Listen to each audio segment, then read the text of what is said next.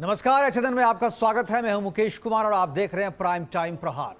प्रहार यह है कि अपनी पुस्तक पार्टीशन ऑफ इंडिया में अंबेडकर जी ने लिखा है कि भारत का विभाजन तब तक सफल नहीं होगा जब तक भारत का एक एक मुसलमान पाकिस्तान नहीं चला जाता और पाकिस्तान का एक एक हिंदू भारत नहीं आ जाता।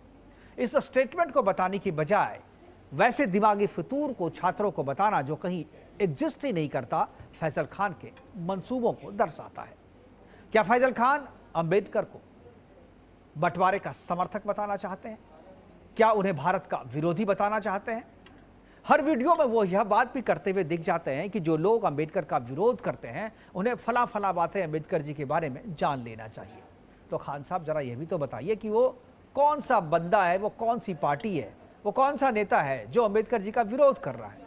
मुझे तो कोई विरोध करने वाला नेता अब तक अंबेडकर का नहीं मिला। मुझे लगता है कि आपको छोड़ के मुझे कोई दूसरा ऐसा बंदा मिलेगा भी नहीं।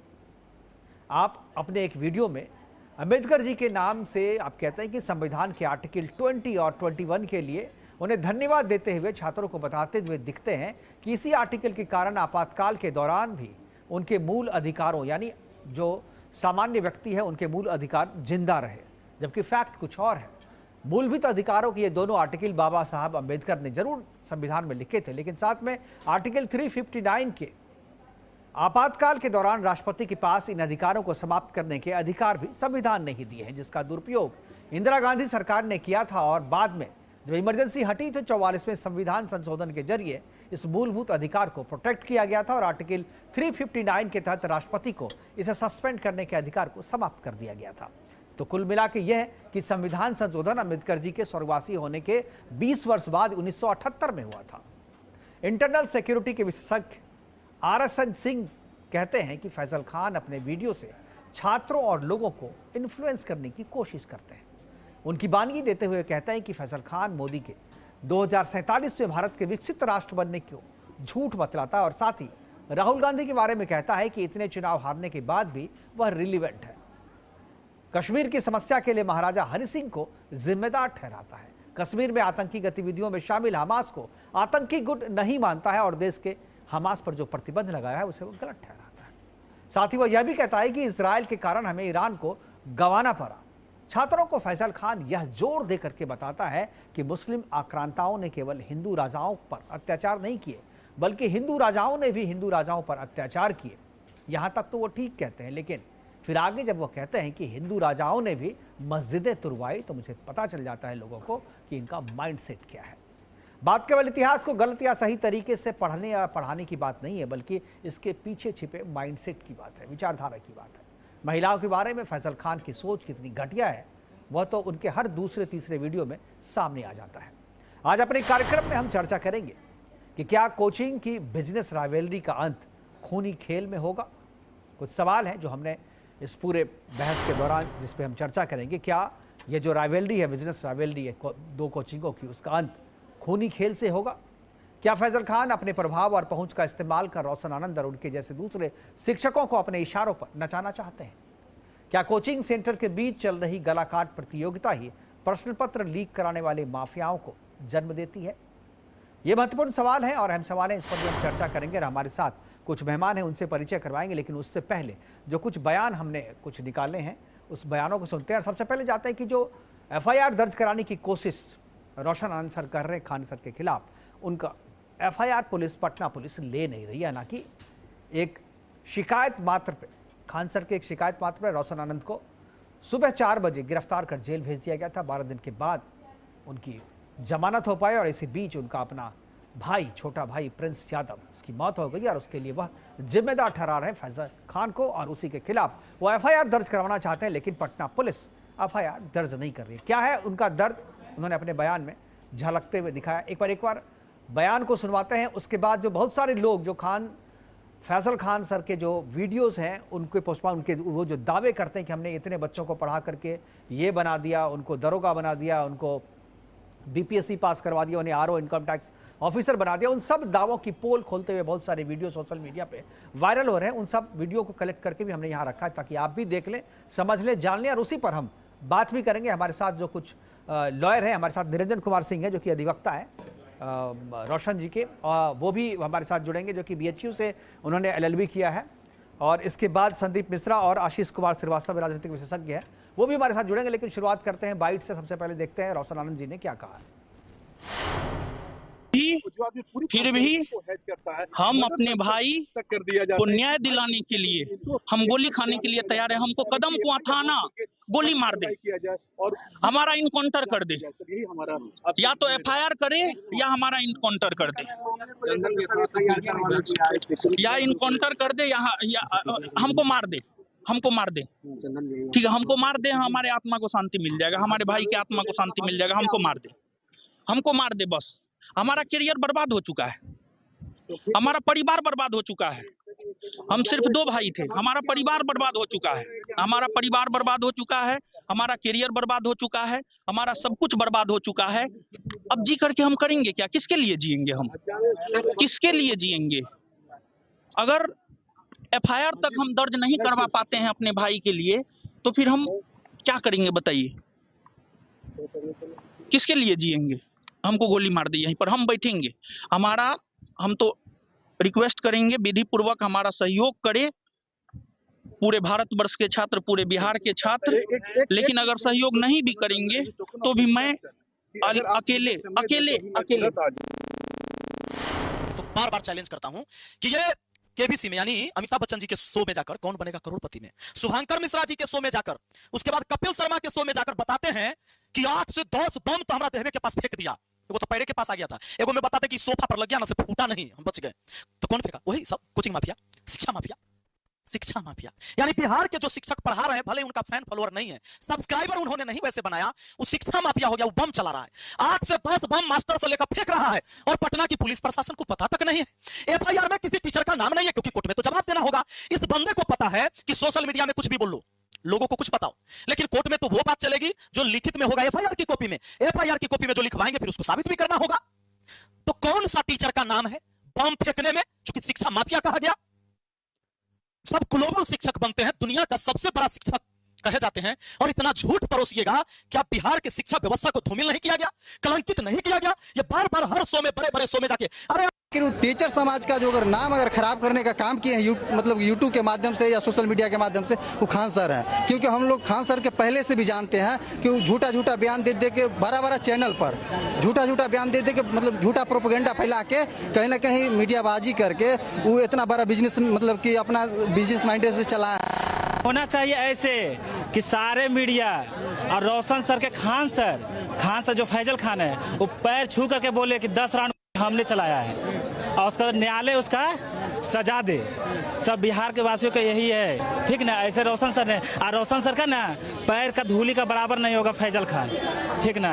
प्रशासन से आप लोग क्या मांग करना चाहते हैं? प्रशासन से भैया, प्रशासन तो देखिए रहे क्या कर रहे हैं। रोशन सर ने सीबीआई जांच की मांग की है। जरूर होना भी चाहिए, पूरे प्रकरण पे सीबीआई जांच पूरा होना चाहिए। पूरा कैंपस का एक पूरा फैजल खान के एक कैंपस का मतलब जांच होना चाहिए।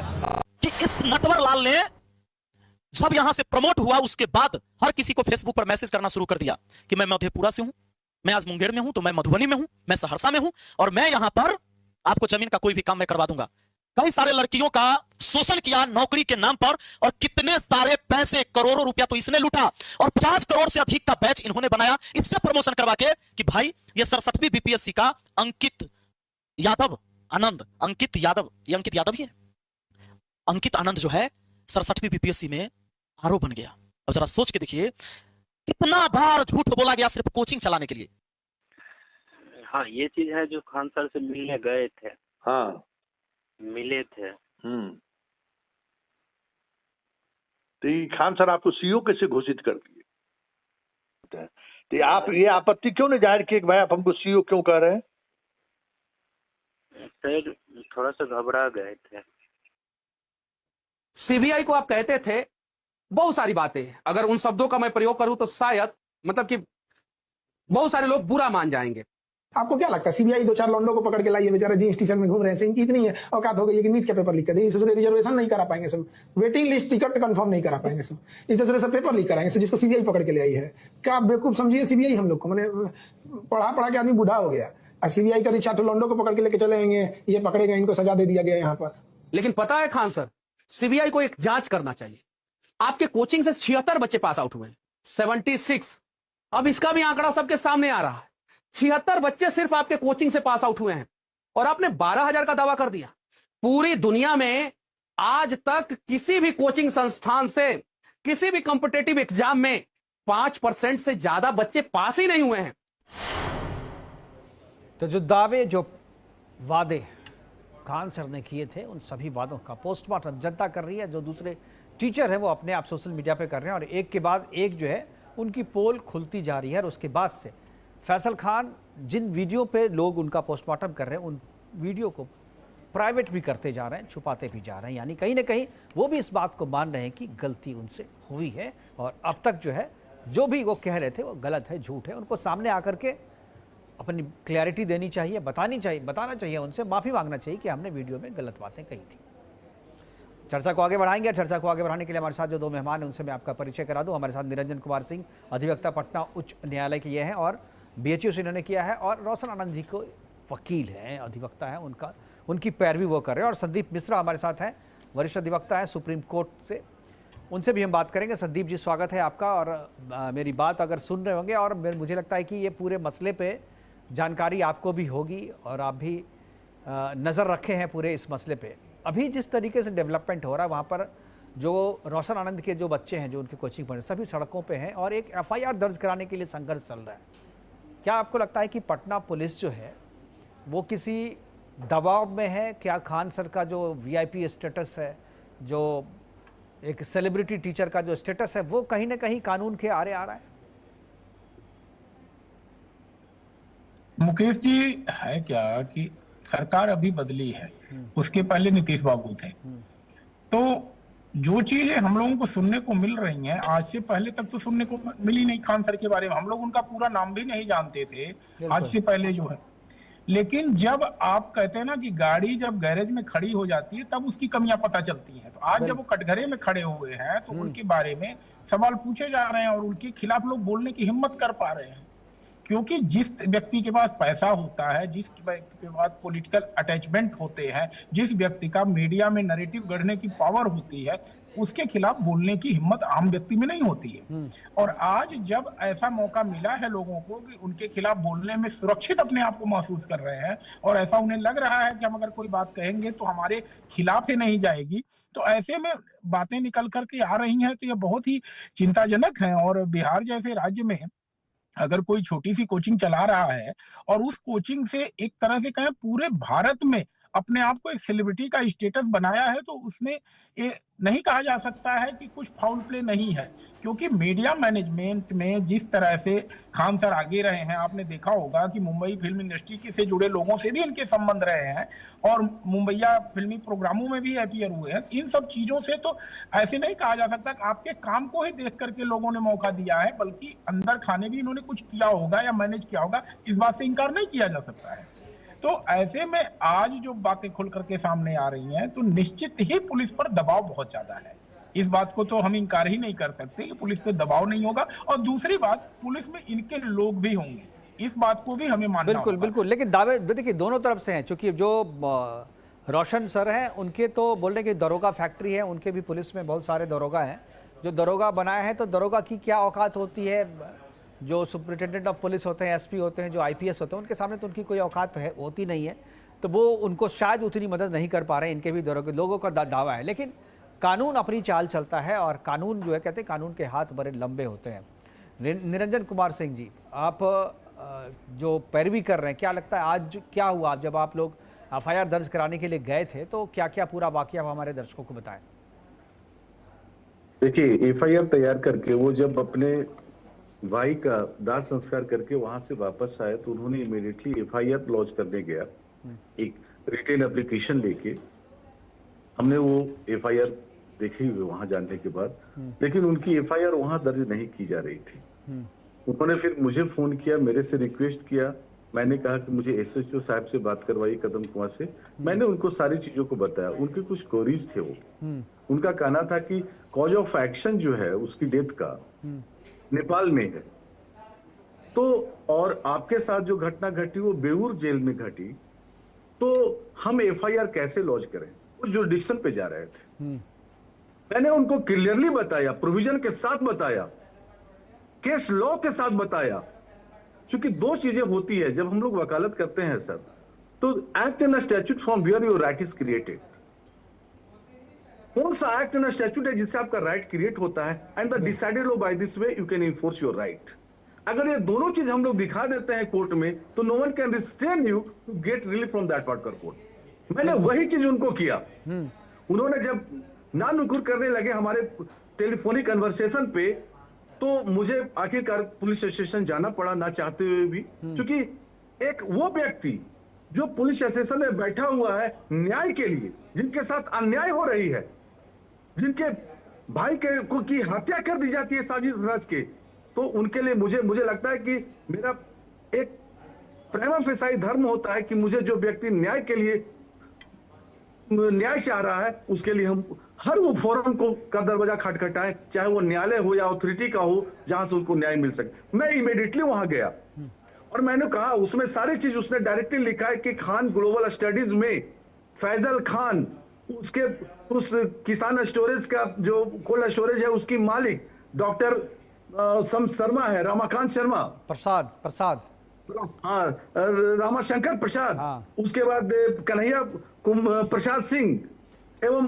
अन्य लोगों ने आपराधिक षड्यंत्र रच के शनिवार के दिन रात को बेऊर जेल में इनको जानलेवा हमला किया गया है। उसकी भी सारी बातें मुझे उन्होंने जैसे ही वहां से खुले मेरे पास आकर उन्होंने बताया। वो एविडेंसेज मैं अभी क्लियर नहीं कर सकता हूं, आपके समझ नहीं रख सकता हूं, क्योंकि प्रिविलेज कम्युनिकेशन है हमारा। और उसी रात को उनके भाई की निर्मम हत्या की जाती है और उनकी डेड बॉडी जो है नेपाल के किसी होटल में संदिग्ध अवस्था में पाई जाती है। एक बहुत बड़ा कंस्पिरेसी हैच की गई है यहां से, और वो कंटिन्यूअस ऑफेंस के रूप में कार्य करते हुए lead to the death of that particular Prince Yadav, और वहां पाई गई। मैंने उनको डायरेक्टली प्रोविजन बताया, जो आपको भी अगर चाहेंगे तो मैं बता सकता हूं, सेक्शन 198 ऑफ बिहार नागरिक सुरक्षा संहिता 2023। टेक्निकलिटी में जा करके सब पुलिस तो यही चाह रही है, टेक्निकलिटी में जाए, हम इनको फंसाएं, उलझाएं। मैं दर्शकों को इसमें नहीं उलझाना चाहता, उनका राइट है। मैं एक चीज और जानना चाहता हूं, क्या पोस्टमार्टम रिपोर्ट आप लोगों तक पहुंची है प्रिंस की? नहीं, हमारे तक पोस्टमार्टम रिपोर्ट अभी तक नहीं पहुंची है। और जो मेरे पास जानकारी है उसके मुताबिक जो है उसमें कोई फॉल प्ले नहीं बताया गया है, जो पोस्टमार्टम रिपोर्ट है। क्या ऐसी जानकारी आपके पास भी है? क्या मैं एक प्रश्न करना चाहूंगा, क्या आप तक पोस्टमार्टम रिपोर्ट पहुंचा है? नहीं, मुझे नहीं, जो मीडिया, नेपाल मीडिया से जो मुझे पता चला, क्योंकि नेपाल में भी हम लोग का नेटवर्क है, क्या तो मैं वही चीज पूछ रहा हूँ कि ये क्या प्लान किया जा रहा है, ये बताया जा रहा है। क्योंकि मुझे जो लग रहा है कि जैसे जिस पूरे चेन ऑफ सर्कमस्टांसेस को जिस तरह से मैं देख रहा हूँ जूरिस्प्रूडेंशियल पॉइंट ऑफ व्यू से, और अगर मैंने क्रिमिनोलॉजी पढ़ा है तो वहां से जो मैं अध्ययन कर रहा हूँ, और ये सारी चीजें उन्होंने क्लियरली अपने एफआईआर में लिखा है। और एक प्रोविजन केवल लास्ट में आपको मैं बता दूं कि जहां पे अगर पार्ट कॉज ऑफ एक्शन होता है, जिसमें डायरेक्टली 198 में कहता है where it consist of several acts done in different local areas, it may be inquired into or tried by a court having jurisdiction over any of such local areas। कहीं भी ये हो सकता है। और इस सेक्शन को रीड विथ अगर करेंगे, section 1 of the BNS and its clause 4 and 5, then आप पाएंगे कि कैसे आउट ऑफ इंडिया भी अगर कोई ऑफेंस कारित किया जाता है जिसका पार्ट कनेक्शन यहां से रहती है, तो आप किसी भी जुरिडिक्शन में एफआईआर लॉन्च कर सकते हैं। और ये उनकी फंडामेंटल राइट है, that is granted under part 3 of the constitution of India. जैसा कि मेरी जानकारी है, उनकी हायर ऑफिशियल से भी बात हुई है, संजय झा से भी उनकी मुलाकात हुई, ऐसी भी सूचना मेरे पास आई है। मैं खुद एट दैट टाइम जब मैं वहां गया, तो क्योंकि जब सारी चीजें मैंने उनको प्रोविजन से संतुष्ट कर दिया, तो उन्होंने कहा आई एम सॉरी सर, क्योंकि मैं क्षमा प्रार्थी हूं, क्योंकि मैं भी एक इंसान हूं। अब मुझे ऐसा ना करे कि मुझे ऐसा फील हो कि मैं एक अमानवीयकृत व्यवहार कर रहा हूं। मुझे बाहर से उच्च अधिकारियों से बहुत दबाव है। अगर आप ऊपर में बात करके अगर आदेश करवा दे, तो मैं तुरंत एफआईआर लॉन्च कर लेता हूं। This is the statement of the concern SHO of the Kadam Kuan PS. उन्होंने कहा, मैंने सारे अथॉरिटी से, डीएसपी से बात किया, एसएसपी साहब से बात करने की कोशिश किया, उन्होंने हमारा फोन रिसीव नहीं किया। आईजी साहब से मेरी बात हुई, उन्होंने कहा कि अच्छा आप केवल मेयर एप्लीकेशन लिखवा दे दीजिए, रिसीविंग करवा देते हैं, उसमें हम लोग संज्ञान लेंगे। उसके बाद जब लोगों ने प्रोटेस्ट करना शुरू कर दिया, लगा कि नहीं अब एफआईआर कब से 4 से 5-6 घंटे वहां रुके हैं रोशन आनंद सर, एटलीस्ट 3 घंटा मैंने वहां पे अपना दिया है। Beside this FIR has not been launched, और वो one protect to other protect करते जा रहे हैं कुछ बातें करके। तब मैंने आईजी से बात की और एसएसपी साहब जब लोग का जब बाइट आना शुरू हो गया मीडिया में, क्योंकि मीडिया एक ऐसी स्तंभ है जो सही चीजों को रखती है, लोगों तक सारी बातों को लाने की कोशिश करती है, तो एक ना एक न्याय का एक ये भी वे है। तब उन्होंने मुझे एसएसपी साहब जो इंचार्ज एसएसपी थे उनसे मेरे को बात करवाया। उन्होंने कहा कि सर हम इसमें लीगल ओपिनियन ले लेते हैं। हम के लीगल ओपिनियन देने के लिए मैं लॉ एक्सपर्ट आया हूं और मैं आपको प्रोविजन से संपुष्ट करूंगा, केस लॉ से संपुष्ट करूंगा कि कैसे एफआईआर लॉन्च हो सकता है, जबकि इसकी जरूरत ही नहीं थी। कॉज ऑफ एक्शन तो आपका अगमकुआं थाना में सब कुछ वहीं से हैज किया जा रहा है, तो व्हाई नॉट दिस एफआईआर? और सारे कंटिन्यूअस ऑफेंस के रूप में हो रहे हैं, चाहे कदमकुआं थाना केस नंबर जो आपका है 410 ऑफ 2026 कहा जाए या 418 2026 कहा जाए या ये एफआईआर कहा जाए, यहीं से सारी कुछ को और क्रिस्टल क्लियर हो जाएगी। जब एफआईआर लॉन्च होगा तभी तो अनुसंधान होगा स्वच्छ और निष्पक्ष अनुसंधान, तब तो रियल पिक्चर आएगी। तो why not FIR will be launch? और क्यों उसको डिनाई कर रहे हैं? डायरेक्टली मैं बता दूं कि पावरफुल पॉलिटिकल पर्सन का कॉन्नाइवेंस है, police is also in connivance with the Faizal Khan also, और this is the glaring example of the same. इसको हम डिनाई नहीं कर सकते हैं सर। बिल्कुल, और पटना पुलिस से और जो अधिकारी हैं, जो सरकार है, उनसे मेरा इस प्रोग्राम के माध्यम से मैं ही पूछना चाहूँगा कि जब फैजल खान जो है एक शिकायत पत्र देता है, उसके आधार पे एफआईआर भी दर्ज कर ली जाती है और सुबह के 4 बजे जो है रोशन सर को गिरफ्तार भी कर लिया जाता है, और एक दूसरी तरफ 4 घंटे थाने में बैठने के बाद भी उनका एफआईआर लॉन्च किया नहीं जाता। लेकिन अब एक चीज़ निरंजन जी और अब हमारे साथ संदीप जी, मैं दोनों से पूछ रहा हूँ, क्या अब आपके पास रास्ता कोर्ट का भी तो है? कोर्ट में तो आप एफआईआर लॉन्च करा सकते हैं। ये मैंने कहा, क्योंकि इसकी प्रोविजन है। जब आप, इसीलिए ये इंटेंशन जो है लेजिस्लेचर को भी पता था, वो लोग बहुत विद्वान थे। उन्होंने डायरेक्टली कहा कि अगर कोई थाना रिफ्यूज करता है तो हायर अथॉरिटी के पास जाते हैं, सब जगह आप कॉपी देते हैं, उसकी रिसीविंग के साथ। पहले ओल्ड में सीआरपीसी में प्रोविजन था, section 156 clause 3 of the CrPC, उसमें प्रोविजन था कि डायरेक्ट अब concern competent court of जुडिक्शन court के पास जाते हैं और वो उसको संज्ञान लेके उसको इमीडिएटली एफआईआर लॉन्च करने के लिए भेज देता है। अब वो वही सेक्शन जो है 175 क्लॉज 3 ऑफ द बिहार नागरिक सुरक्षा संहिता 2023 हो गया है, तो हमारे पास रेमेडी अवेलेबल है। हम आज प्रयास कर रहे हैं, सारी चीज कर नहीं होगी तो कल हम उसके लिए कॉम्पिटेंट कोर्ट ऑफ जुडिक्शन का एक चीज मैं और जानना चाहूंगा मैं संदीप जी, बिल्कुल संदीप जी से मैं एक जगह ब्रेक का टाइम हो रहा है, एक और मेहमान हमारे साथ जुड़ेंगे, लेकिन एक छोटा सा मैं जवाब लेना चाहता हूं संदीप जी से। संदीप जी, क्या ये जो जितनी अरंगेबाजी हो रही है, बड़े अधिकारियों की तरफ से दबाव है, क्या पुलिस के खिलाफ भी कार्रवाई हो सकती है कि आप सब चीज होते हुए जो है आप नहीं कर, क्या आप पुलिस के खिलाफ भी एफआईआर दर्ज कर सकते हैं? देखिए, बिहार पुलिस के बारे में मैं तो कमेंट नहीं करूंगा, लेकिन अगर दिल्ली का मामला होता तो निश्चित ही यहाँ की कोर्ट इतनी कॉम्पिटेंट है, अपने आप में सक्षम है कि डीसीपी तक को सम्मन कर लेती हैं। लेकिन बिहार की बात है तो उत्तर प्रदेश की बात है, यहाँ पर 3 स्टार मतलब बहुत बड़ी चीज होती है। तो अगर 3 सितारा वाला है तो वहां पर तो छोटे मोटे जज की हिम्मत ही नहीं होती कुछ ज्यादा बोलने की। क्यों? क्योंकि एक सिस्टम ऐसा बना हुआ है जहां पर कुछ ना कुछ एक दूसरे की जरूरत सबको पड़ती है।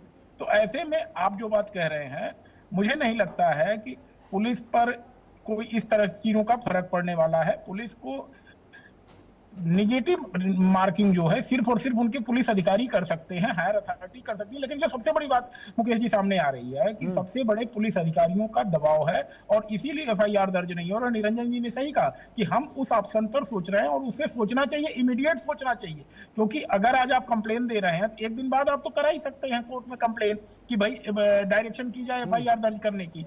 तो मुझे लगता है निरंजन जी को इस राइट का तुरंत विदाउट डिले अप्रोच करना चाहिए जो है अदालत का जो है।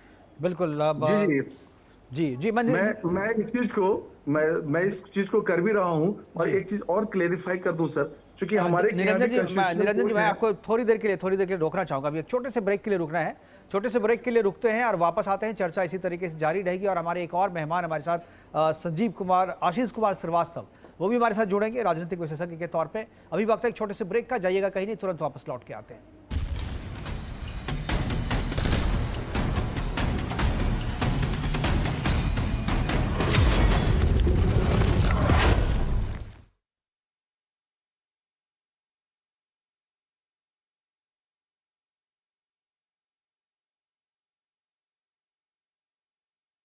आइसक्रीम खाओगी? जंगल में आइसक्रीम?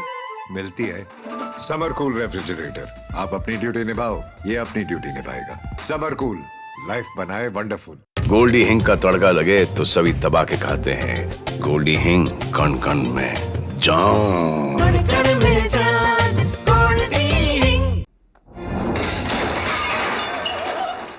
फर्श की टाइल्स को चेंज करो, बड़ी स्लिपरी हैं। थर्मोकूल वॉशिंग मशीन। थर्मोकूल, इंडिया का नया अंदाज।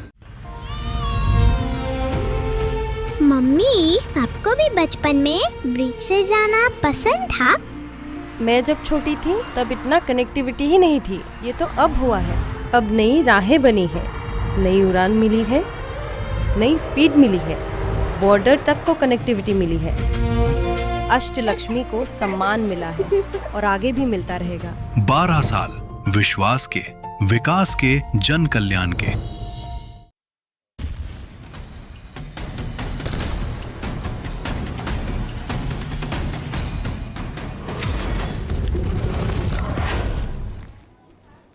ब्रेक के बाद आपका स्वागत है। चर्चा कर रहे हैं कि किस तरीके से फैसल खान के खिलाफ एफआईआर दर्ज करने की कोशिश कर रहे हैं रोशन आनंद, लेकिन पुलिस है कि वो मान नहीं रही है। पुलिस पर दबाव है, किस नेता का दबाव है, किस अधिकारी का दबाव है, इस पर भी हम चर्चा करेंगे और इस पर भी हम बात करेंगे। लेकिन और भी हमारे साथ मेहमान जुड़ गए। आशीष कुमार श्रीवास्तव हमारे साथ राजनीतिक विशेषज्ञ के तौर पर जुड़ गए हैं, लेकिन ब्रेक पे जाने से पहले निरंजन जी कुछ बोलना चाह रहे थे। निरंजन जी, पहले आप बोलिए, उसके बाद मैं आशीष जी। हाँ, क्योंकि देखिए, एक तो हमारे पास रिमेडी है कि 175 क्लॉज 3 और बिहार नागरिक सुरक्षा संहिता 2023 के तहत जाए।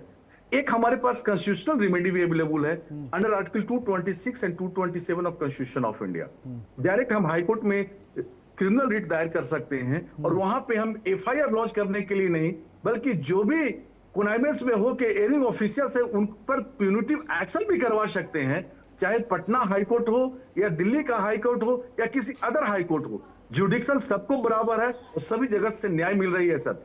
ये चीज को मैं आपको क्लियर करूं कि आज भी अगर कोई जब मोस्ट रिलायबल अगर कोई विंग है तो जो हमारी जुडिशरी ही है, क्योंकि जब भी हम कहीं बात करते हैं तो लास्ट में हमारी यही बात, I will see you in court, यानी न्यायालय में कुछ भी आप कर लीजिए, इधर न्यायालय में तो न्याय मिलना ही मिलना है सर। तो आई हैव ग्रेट फेथ। बिल्कुल बिल्कुल, मैं भी ये कहूँगा न्यायालय में न्याय मिले, मैं इसी उम्मीद से हूँ। और हमारे साथ आशीष जी जुड़ गए हैं। आशीष जी, पूरे मसले को आप भी जानते होंगे। अब जिस तरीके से ये एफआईआर लॉन्च करवाने के लिए संघर्ष कर रहे हैं, दूसरी तरफ जो तिलिस्म था खान सर का, वो तिलिस्म भी धीरे धीरे टूटता जा रहा है। बहुत सारे टीचर जो उनके पहले साथी थे, वो उनकी बातों को लेकर, उनके दावों को लेकर के अपना अपना पोस्टमार्टम कर रहे हैं और वीडियो बना रहे हैं। बहुत सारे छात्र भी उनके खिलाफ आ गए। बहुत सारे दावे जो उन्होंने किए थे वो फैक्ट चेक पे गलत आ रहे हैं और वो भी वीडियो वायरल हो रहा है। क्या आपको लगता है कि खान सर का जो एक करिश्मा था या खान सर का जो एक सेलिब्रिटी वाला स्टेटस था, वो कहीं ना कहीं इस केस को प्रभावित कर रहा है? और जो पोस्टमार्टम लोग कर रहे हैं उससे भी क्या आपको लगता है कि कोई असर पड़ेगा केस पे? देखिए मुकेश जी, बहुत ही संजीदा विषय है, क्योंकि ये शिक्षा से जुड़ा हुआ है, शिक्षकों से जुड़ा हुआ है, तो कुछ ज्यादा संवेदनशील होकर के और संभल करके बोलने की आवश्यकता इस मुद्दे पर है। जब हम लोग राजनीतिज्ञों पर बात करते हैं तो ज्यादा लिबर्टी लेकर के बात करते हैं। बिल्कुल। परंतु मेरा ये मानना है कि खान सर हों या फिर तमाम आज की तारीख में जो टीचर्स हैं, एक तो ये प्योर टीचर ही नहीं है, हमें थोड़ा सा ज्यादा इसको गंभीरता से समझना चाहिए। ये एक तरह के जो एडुटेक का जमाना है, यानी कि टेक्नोलॉजी के जरिए एजुकेशन को बढ़ाने की बात हो रही है, इसमें ये लोग एक तरह के जो है एडु इंटरटेनर हैं, यानी कि ये लोग इंटरटेनमेंट पर ज्यादा जोर देते हैं। खान सर वगैरह को देखिए तो इन लोग की भाषा कभी भी गंभीर शिक्षक की भाषा रही ही नहीं। और आप एजुकेशन इंडस्ट्री को देख लीजिए, और मैं तमाम जो है कोचिंग इंडस्ट्री के बारे में बात कर रहा हूँ, पूरे दावे के साथ बात कर रहा हूँ कि ये लोग क्या कर रहे हैं। आप अन अकेडमी को उठा करके देखिए, आप ध्येय आईएएस को उठा करके देखिए, दृष्टि आईएएस को उठा करके देखिए, ये लोग ओटीटी पर या प्रॉपर फिल्में रिलीज कर रहे हैं, फिल्म पे अवार्ड्स में जा रहे हैं, और इन सबकी फिल्मों में ये दिखाया जाता है कि एक स्टूडेंट के तौर पर आप तभी कामयाब होंगे जब आप शराब पिएंगे और लड़कियों के साथ रहेंगे। खान सर के बयान इस तरह से होते हैं कि अपनी ही क्लास में बैठी हुई लड़कियों को बोलते हैं कि ये तितलियां हैं और इनके पीछे मत जाना। बहुत कुछ जो है अफसोसजनक हालात हैं, और ये लोग सिर्फ रील्स और शॉर्ट्स के जरिए जो है कामयाबी पाए हुए लोग हैं। अगर आप पूरी 1-2 घंटे की क्लास को सुनिए तो सीरियस एजुकेशन या कंटेंट पर इन लोगों का काम 20% होता है। 80% जो है ये लोग ऐसे शब्दों का प्रयोग करते हैं जिसके जरिए ये लोग महारत हासिल करें। लेकिन वही सच्चाई ये है कि आप अगर एजुकेशन को कम कर देंगे तो बहुत लंबे समय तक टिक नहीं पाएंगे। अब वो पॉपुलैरिटी केवल पैसे का जो है खींच लेना, टीचिंग कभी भी पैसे के लिए काम नहीं करता था। टीचिंग एक पैशन होता था कि जो गरीब अगर कोई आ जाता था तो अपनी जेब से पैसा डाल करके भी हम लोग पढ़ा देते थे, या हम लोगों को जो है इस जमाने में हम लोगों ने देखा था। पर आज की तारीख में ये है कि वो YouTube वगैरह पर ज्यादा से ज्यादा रील्स और वो व्यूज जो भी होते हैं उनको पाने के लिए वो इस कदर चले गए हैं कि उन्होंने सारी नैतिकता और मर्यादा को ताक पर रख दिया है। तो ये धीरे धीरे ये पानी उतरना ही उतरना था। ये सच्चाई आज नहीं कल सबके सामने आनी ही आनी थी, परंतु इतने खतरनाक ढंग से आएगा इसकी कल्पना भी करना आज से कुछ दिन पहले तक दूभर लग रहा था। परंतु ये सच्चाई है कि जो टीचिंग के नाम पर जो है कोचिंग इंडस्ट्री का बड़ा जो है क्रूर खेल है, अब वो धीरे धीरे सबके सामने आने लगा।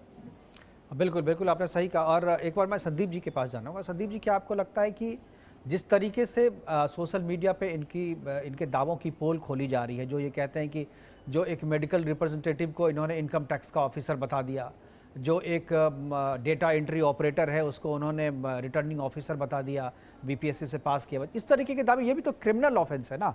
आप इस तरीके से ये करें तो क्या अब जो अगर जैसे निरंजन जी अभी कोशिश कर रहे हैं एफआईआर दर्ज कराने की, वो तो प्रिंस की हत्या और अपने हमले की जो क्या ये क्या ऑफेंस नहीं, ये भी तो क्रिमिनल ऑफेंस है। आप पब्लिक डोमेन में झूठ बोले। और दूसरी बात, एक बात और, मैं अभी एक वीडियो देख रहा था, उसमें एक फिजिक्स के टीचर ने इनके एक दावे इलेक्ट्रिसिटी पर इन्होंने कुछ कहा था, उनके दावे को झूठ कर बताते हुए उन्होंने कहा कि ये पूरी तरीके से गलत है।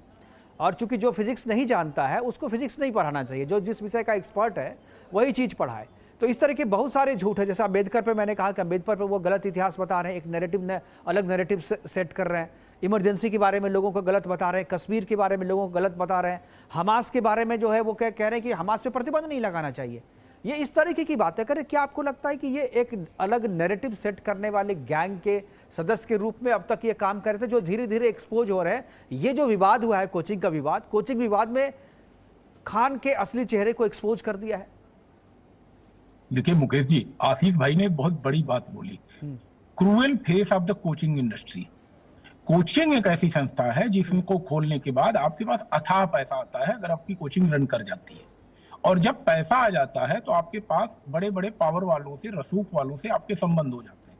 और फिर जब आपके रसूख वालों से संबंध हो जाते हैं तो फिर आप जो है नियम, कानून और संविधान, इन सब चीज की धज्जियां उड़ाने लगते हैं, क्योंकि आपको लगता है कि भाई अरे जब मेरे साथ डीसीपी, एसीपी सारे लोग बैठ रहे हैं, डीजीपी तक के लोग बैठ रहे हैं, तो भाई हमारा तो कोई कुछ बिगाड़ ही नहीं सकता। थाने का एसएचओ तो हमारे सामने कुछ नहीं है, होमगार्ड की भी हैसियत नहीं रखता है। तो इस तरह की चीजें तब जब दिमाग में आती हैं। लेकिन बात क्या होती है कि जब समय बदलता है, जस्ट लाइक मैं टीएमसी गवर्नमेंट जिस तरह से बदली पश्चिम बंगाल में, उसी तरह के सीन मैं बता रहा हूँ कि जब सरकार बदलती है या लोग, ऐसा होता है कि समय आपका बदलता है तो लोगों को मौका मिलता है बोलने का। और आज यह मौका मिला है, जैसे निरंजन जी सामने आए और ऐसे अगर 10 लोग सामने आ गए तो जो बातें आपने कही कि भाई झूठी जानकारी देना चीटिंग की धारा में आता है, तो अगर चीटिंग की कंप्लेंट लोग कराते हैं और क्योंकि इनके सारे वीडियो सोशल मीडिया में है तो उस वीडियोज को बेस बना करके डिजिटल एविडेंस में तो किसी के गवाही की जरूरत ही नहीं है, आपको वही वीडियो पेश कर देना है और अदालत में चले जाना है। उस वीडियो को लेकर के अगर कंप्लेंट दर्ज हुई तो इन्हें, मुझे लगता है कि अदालतों के चक्कर काटने पड़ जाएंगे आने वाले समय में, इन्हें कोई रोक नहीं सकता है जो है। और चूंकि एक बात और, मैं निरंजन जी से और आपसे दोनों से, चूंकि लॉयर हैं आप दोनों में, तो ये तो निरंजन जी आप जो कोशिश कर रहे हैं वो तो पटना में, चूंकि आप पुलिस बता रही कि यहाँ पे घटना हुई नहीं है, नेपाल में हुई है और दूसरी घटना बेउर में हुई है, तो वो थाना क्षेत्र का मामला बता रहे हैं। लेकिन ये जो सोशल मीडिया वाली बात है ये तो पब्लिक डोमेन में है, इसका केस तो कहीं भी हो सकता है। अगर संदीप जी चाहे तो आप दिल्ली में भी करा सकते हैं, क्योंकि ये तो सोशल मीडिया पे कहीं भी लोग देख रहे हैं तो कहीं भी केस करा सकते हैं। तो क्या ये जो कंप्लेन है क्या अब उनके खिलाफ होना नहीं चाहिए कि आप कहीं भी, क्योंकि आप जो है पब्लिक को बेवकूफ़ बना रहे हैं, आप लोगों को गलत जानकारी दे करके, और जो बच्चे पास कर गए, जो बच्चे पास नहीं कर पाए, हो सकता है आपके गलत पढ़ाने के कारण फेल कर गए वो, अब ये भी तो कह सकते हैं।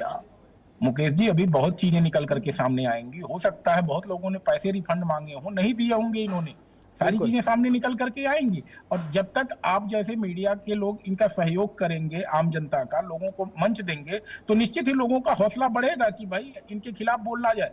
नहीं तो आखिर एक बात बताइए, अभी 6 महीने पहले तक तो फैसल जी तो एकदम सेलिब्रिटी थे, फैजल खान जी, फैजल खान के खिलाफ नहीं हम कुछ लोग भी नहीं एक्सप्लेनर जानते उनके कि मैं भी सारी देखता बात- था, मैं भी बता रहा हूँ कि मैं भी फैजल खान के वीडियोस देखता था। उनके कुछ एक्सप्लेनर जो थे वो ठीक है बहुत इंटरटेनिंग थे, तो मैं उसको इंटरटेनिंग के हिसाब से देखता था और मैं लोगों को कहता भी था कि ये पढ़ाते कम है, इंटरटेन ज़्यादा करते हैं, और हम लोग इंटरटेनमेंट के हिसाब से देखते थे। लेकिन भाई आप तो पैसा पढ़ाने का ले रहे हैं ना, आप सिलेबस की जगह जो है लड़कियों की लिपस्टिक पे बात कर रहे हैं, आप उनके ड्रेस पे बात कर रहे हैं, आप उनके चोटी पे बात कर रहे हैं, आप कह रहे हैं कि आपका बीपी अगर ज़्यादा है तो आप जो है साली से बात कर लीजिए, बीपी अगर लो है तो आप वाइफ से बात कर लीजिए। ये इस तरीके का इस पर ये तो एक नया नॉर्मल आप समाज में सेट कर रहे हैं महिलाओं के खिलाफ।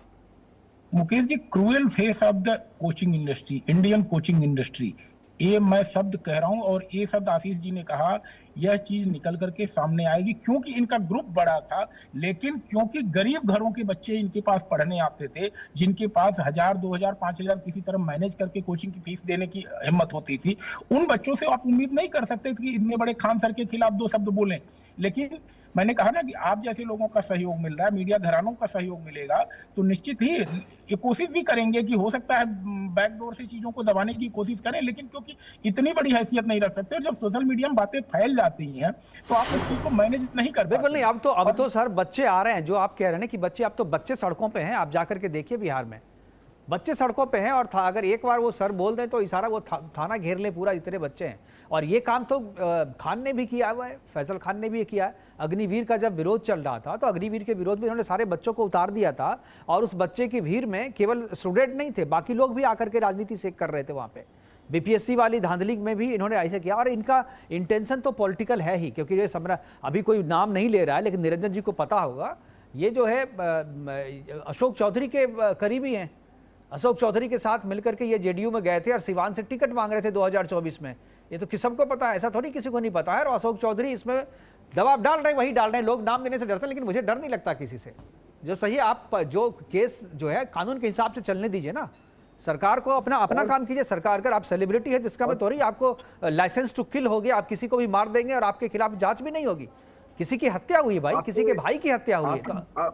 आपको यहाँ पे थोड़ा एक चीज बताना चाहूंगा सर जी, कि आज उनकी भी, अशोक चौधरी की, आज यहाँ मिनिस्टर हैं वो, उनकी भी एक वीडियो आई है, उनसे पत्रकार लोगों ने पूछा, उन्होंने डायरेक्टली कहा, जबकि वो इस सरकार के तंत्र हैं। बिल्कुल, मैं देखा हूँ वीडियो वो, और सरकार की एजेंसी जो है ये आपका पुलिसिंग है, सरकार के अनुसार से कार्य कर रही है।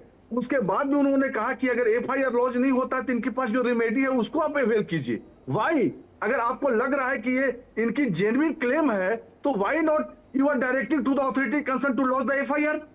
तो आप अपने कर्तव्य से भाग रहे हैं, आप उनको दूसरे जरूर कोई ना कुछ रास्ता बता दे रहे हैं कि आप अपने लॉ जो रेमेडी मिला हुआ है आप उसको अवेल कीजिए और कोर्ट के दरवाजा खटखटाइए, लेकिन आपकी पुलिस व्यवस्था में आपको सुधार लाना नहीं चाह रहे हैं।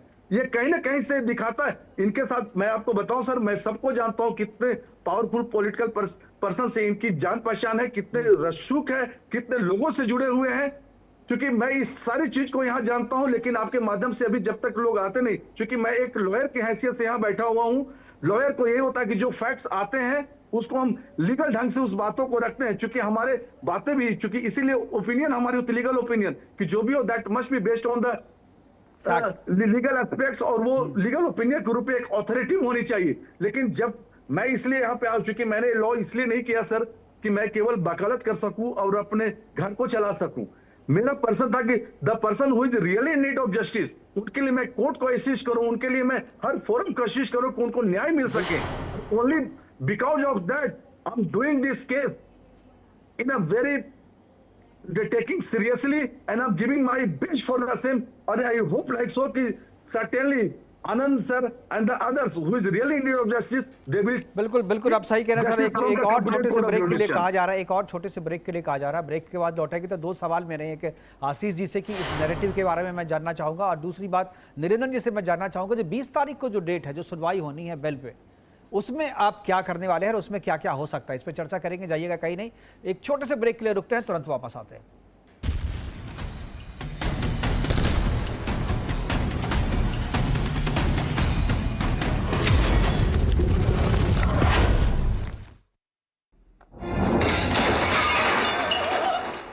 फर्श की टाइल्स को चेंज करो, बड़ी स्लिपरी हैं। थर्मोकूल वॉशिंग मशीन। थर्मोकूल, इंडिया का नया अंदाज। कछुए दी चाल नहीं चीते दी रफ्तार मैं नया हिंदुस्तान पुत्र जब मैंने ट्रक चलाना शुरू किया सी ना सड़कां देख के दिल ही बैठ जाता सी पर अब देख सड़कें मक्खन जैसी हो गई हैं वड्डे वड्डे पुल बन गए ने तभी तो तेरे पापा जी का धंधा भी वड्डा हो गया है ले पुत्र हुन तू खेल 12 साल स्पीड और स्केल के 12 साल विश्वास के विकास के जन कल्याण के। आइसक्रीम खाओगी? जंगल में आइसक्रीम मिलती है समर कूल रेफ्रिजरेटर। आप अपनी ड्यूटी निभाओ, ये अपनी ड्यूटी निभाएगा। समर कूल, लाइफ बनाए वंडरफुल।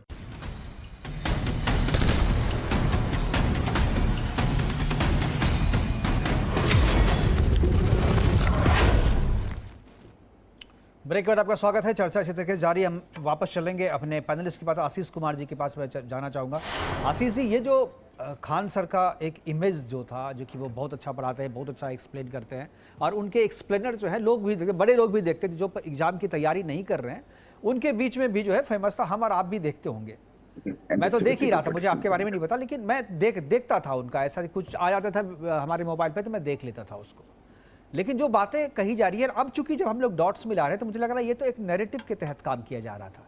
क्या आपको लगता है कि ये कहीं ना कहीं केवल खान ही नहीं, खान को सपोर्ट, क्योंकि इनके जो सपोर्ट में जो आए हैं, जैसे ध्रुव राठी का नाम आ रहा है, नेहा सिंह राठौर जो है उनका नाम आ रहा है, और भी जो सरकार विरोधी लोग हैं। ठीक है, देखिए सरकार के विरोधी और सरकार के पक्ष में होना एक लोकतंत्र में प्रक्रिया है जो विपक्ष को भी होना चाहिए, लेकिन आप सटल तरीके से, आप लोगों को पता नहीं, आप खुल करके, आपको अगर राजनीति करनी है तो आप खुल करके आइए, खुल करके अपनी बातें रखिए, लेकिन सटल तरीके से आप जिस तरीके से चीज़ों को प्रभावित करने की कोशिश करें, क्या आपको लगता है कि ये चीज़ें शिक्षक के रूप में कम से कम नहीं होना चाहिए? आप अपना असली चेहरे, आप पॉलिटिक्स ज्वाइन करें और अपनी बात रखें, कोई सब कोई रख रहे हैं, आप भी अपनी बात, लेकिन आप क्लास में केवल पढ़ाई करें, वहाँ बच्चों को राजनीति ना पढ़ाएं।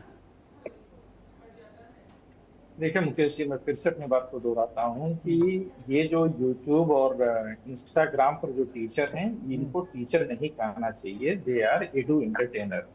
कुछ वीडियोस मैंने देखे हैं, मैं दावे के साथ कह सकता हूं कि इन लोगों को, आपने जैसे फिजिक्स की बात कही, मैं कॉन्स्टिट्यूशन वगैरह कई सारे मुद्दों पर मैं बता सकता हूं कि चाहे ये हो, चाहे विकास देवी कीर्ति हो, इन लोगों को वस्तुतः कोई नॉलेज नहीं है।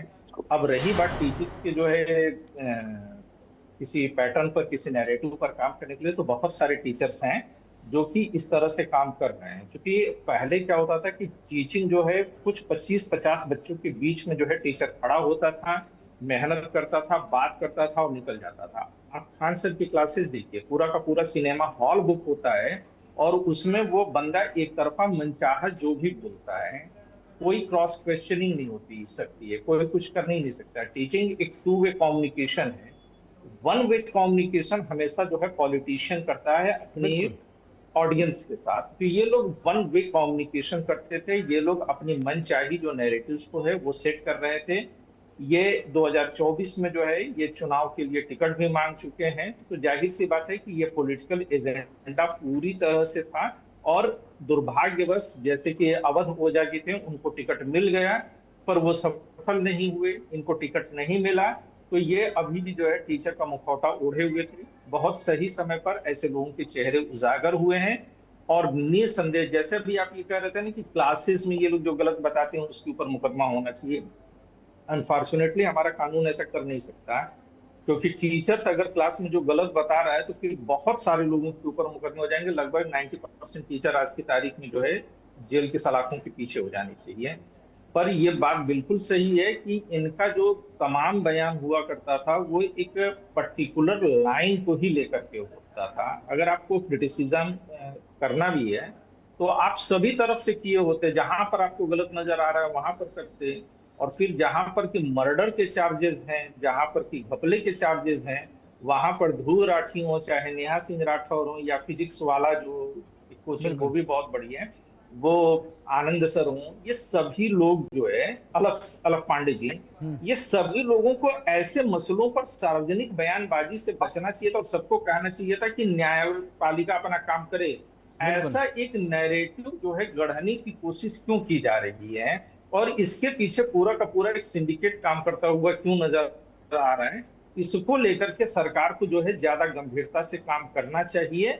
और ये सवाल जो है, एक बात और आपको बताऊं, भारत में शिक्षा का जितना बजट है उससे 3 गुना लगभग जो है अकेले कोचिंग इंडस्ट्री का है। भारत के 5 बड़ी मिनिस्ट्रीज के बजट से भी कहीं ज्यादा कोचिंग इंडस्ट्री का बजट है।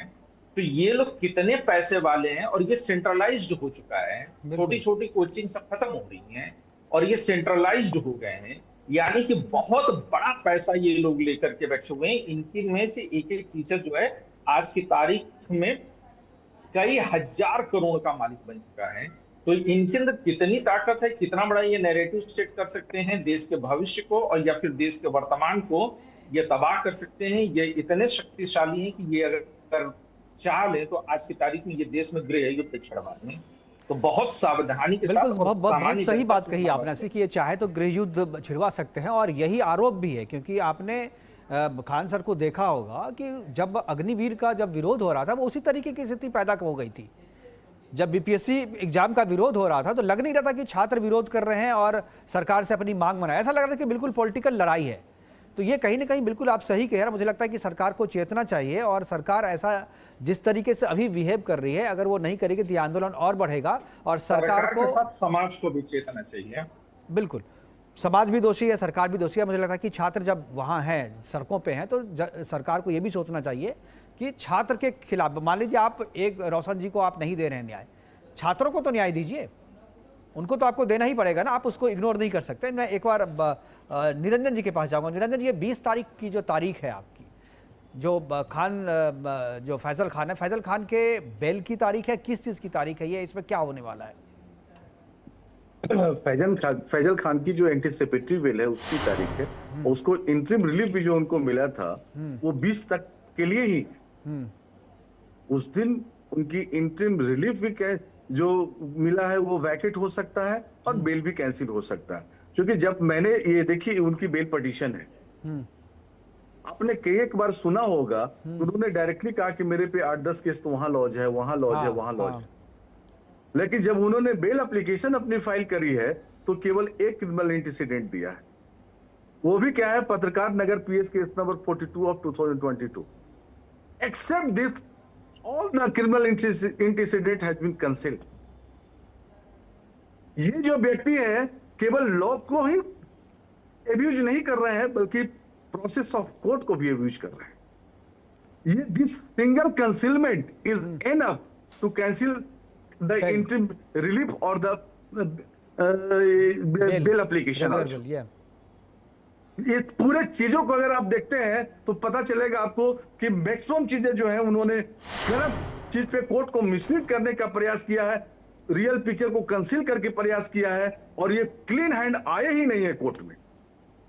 और सारी चीजें, क्या आपको लगता है कि खान के पास भी, अब खान भी दबाव में है, उनको भी लग रहा है कि 20 से पहले जो है अगर हमें रिलीफ, क्योंकि अब उनके पास रिलीफ का क्या रास्ते क्या हैं, क्योंकि अब वो भी तो पैसा वाला है, पहुंच वाला, सब कोई देख ही रहा है, सरकार मदद कर रही है। तो 20 तारीख को उनको वहां से एंटीसिपेटरी बेल में इंटरिम रिलीफ मिल जाती है।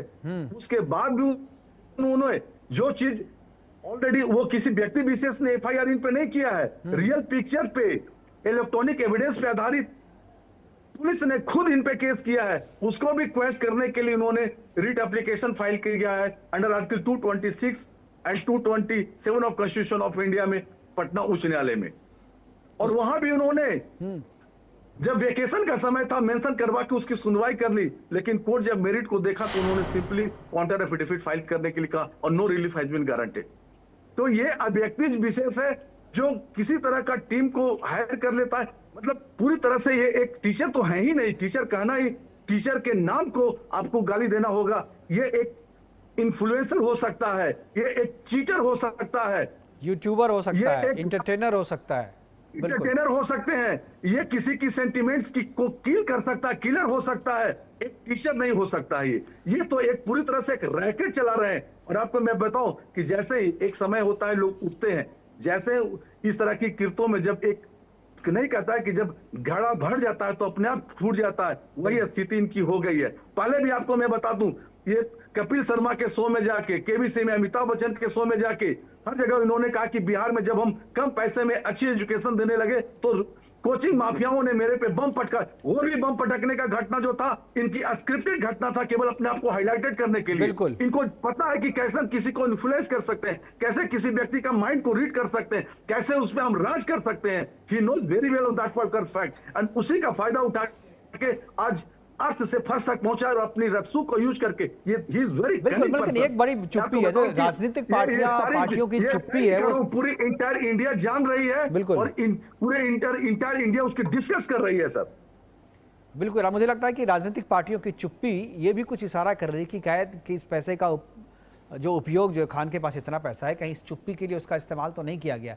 कोई भी राजनीतिक पार्टी इसके खिलाफ नहीं बोल रही है। लेकिन एक बयान मेरे पास आया है, तेज प्रताप यादव का बयान आया है। उन्होंने खुल करके उसको बोला, हालांकि राजनीतिक हैसियत उनकी इतनी नहीं है कि वो कुछ इन्फ्लुएंस कर सके किसी को, लेकिन उनका बयान है, एक बार उनको सुनते हैं तेज प्रताप ने क्या कहा है। तो भाई मरेगा तो कोई भी रोएगा, आदमी कोई भी परेशान होगा, और खान को जेल होना चाहिए। और आपने देखा कि हमने तो अभी देखा है कि कॉकरोच पार्टी के युवा नौजवान जो हैं हमारा जो है पोस्ट को शेयर करने का काम किया है। जब तक खान को जेल नहीं होगा, हम तो यही कहेंगे सभी युवाओं को उनको घेरना चाहिए, सरकार को घेरना चाहिए।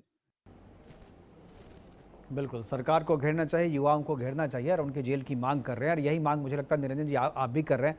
मैं आखिरी कमेंट के लिए आशीष जी के पास जाऊंगा एक बार। आशीष जी, अब आपको आखिरी कमेंट के रूप में क्या कहना है, इस आगे ये किस तरफ जाता हुआ दिख रहा है पूरा मामला?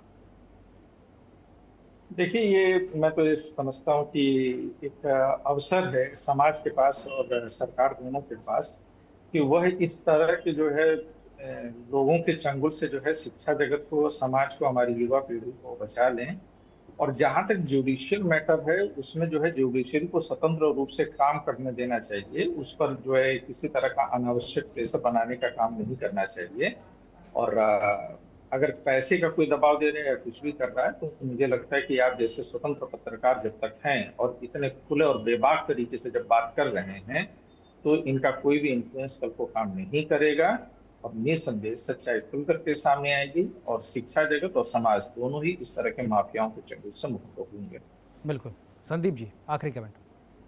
मुकेश जी, मुझे लगता है कि खान, क्योंकि जिसकी बात हम लोग कर रहे हैं पैसे वाले हैं, रसूख वाले हैं, तो उनकी तैयारी पूरी होगी। हमें 20 तारीख का इंतजार नहीं करना चाहिए, या मान के रखना चाहिए अपनी तैयारी कि जैसे ही हाई कोर्ट का फैसला आएगा, खान सर के लिए बड़े बड़े सुप्रीम कोर्ट के एडवोकेट दिल्ली में खड़े हो जाएंगे। और हो सकता है उनकी पिटीशन तैयार करके रखी हो, केवल साइन करना बाकी हो। तो हाई कोर्ट का ऑर्डर वेबसाइट पे आएगा नहीं, उसके पहले हो सकता है कि सुप्रीम कोर्ट में पिटीशन फाइल हो जाए। बिल्कुल, ये तो पूरे ऑर्गेनाइज तरीके से चलते हैं, पूरा ऑर्गेनाइज है, उनकी फौज है, कपिल सिब्बल उसको लीड करेंगे। यहाँ पे मैं तो वकील भी कह रहा हूँ, कपिल सिब्बल भी आ जाएंगे सामने लड़ने के लिए। निरंजन जी, आपकी क्या तैयारी है, आखिरी कमेंट क्या है? नहीं, अभी मैं बता दूं कि इनकी जो बेल एप्लीकेशन, इनको जो इंटरिम रिलीफ मिली है डिस्ट्रिक्ट एंड सेशन जज से ही मिली है, और उसी कोर्ट से इनके जो इनके जो बॉडीगार्ड से गनर थे, उनकी बेल एप्लीकेशन भी, रेगुलर बेल एप्लीकेशन कैंसिल हुई है। और सारी बाकियां भी हमें लगता है कि, क्योंकि देखिए एक चीज मैं आपको बता दूं, केवल लॉ बिल्कुल, आपका ऑडियो चला गया, हमारे पास समय की भी कमी है, प्रोग्राम को वाइंड अप भी करना पड़ेगा। हमारे साथ जुड़ने के लिए निरंजन जी आपका, संदीप जी आपका, आशीष जी आपका बहुत बहुत धन्यवाद, बहुत बहुत शुक्रिया। ये प्रोग्राम अभी यहाँ पर आज के दिन खत्म हो रहा है, लेकिन ये मुद्दा अभी हम रखेंगे और आगे भी इस पर चर्चा करेंगे, और तब तक चर्चा करते रहेंगे जब तक न्याय नहीं हो जाता, जब तक रोशन आनंद के भाई को न्याय नहीं मिल जाता। क्योंकि न्यायाधीश से और जज से और जो कोर्ट है, कोर्ट से सबकी उम्मीद है, ये उम्मीद टूटनी नहीं चाहिए। इसलिए नहीं टूटनी चाहिए कि जब सिस्टम फेल हो जाता है तो लोग एकमात्र न्यायाधीश की तरफ देखते हैं, न्यायपालिका की तरफ देखते हैं कि यहाँ से उम्मीद जगेगा, और यहाँ अगर उम्मीद टूटती है तो फिर लोकतंत्र वहीं पर ध्वस्त हो जाता है। आज के लिए इतना ही, दीजिए इजाजत, नमस्कार।